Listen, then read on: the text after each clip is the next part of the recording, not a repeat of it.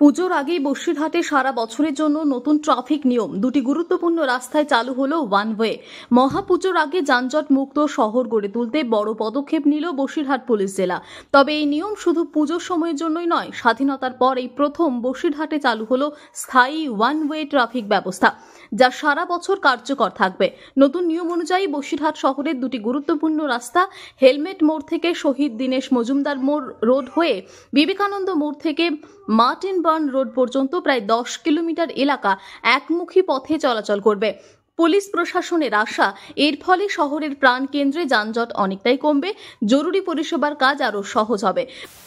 বেশ কিছুদিন ধরে আমরা দেখছি যে বসিরহাট ইটিন্ডা রোড এবং মার্টিন বার্ন রোড এবং সংলগ্ন টাকি রোড ট্রাফিক কনজেশনে অনেক প্রবলেম হচ্ছে। বসিরহাটবাসীর চলাচল করতে বা অনেক যানজটের ফেস করতে হচ্ছে। তাই আমরা জেলা পুলিশের তরফ থেকে একটা ট্রাফিক পরিকল্পনা নিয়েছি।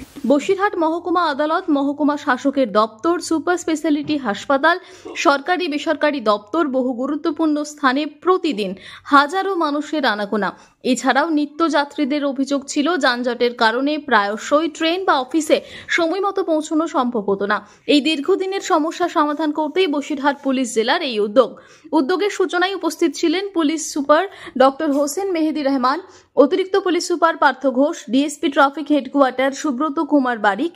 প্রশাসনের পক্ষ থেকে জানানো হয়েছে পর্যাপ্ত পুলিশ মোতায়েন থাকবে, একাধিক দপ্তরের সহায়তায় পরিকল্পনাটি কার্যকরভাবে চালানো হবে। ট্রাফিক মুভমেন্টের যেটা হচ্ছে ইটিন্ডা রোড, যেটা শহীদ দীনেশ মজুমদার রোড বলে আমরা চিনি, ওই রোডটা ওয়ান ওয়ে থাকবে টুয়ার্ডস বোটঘাট।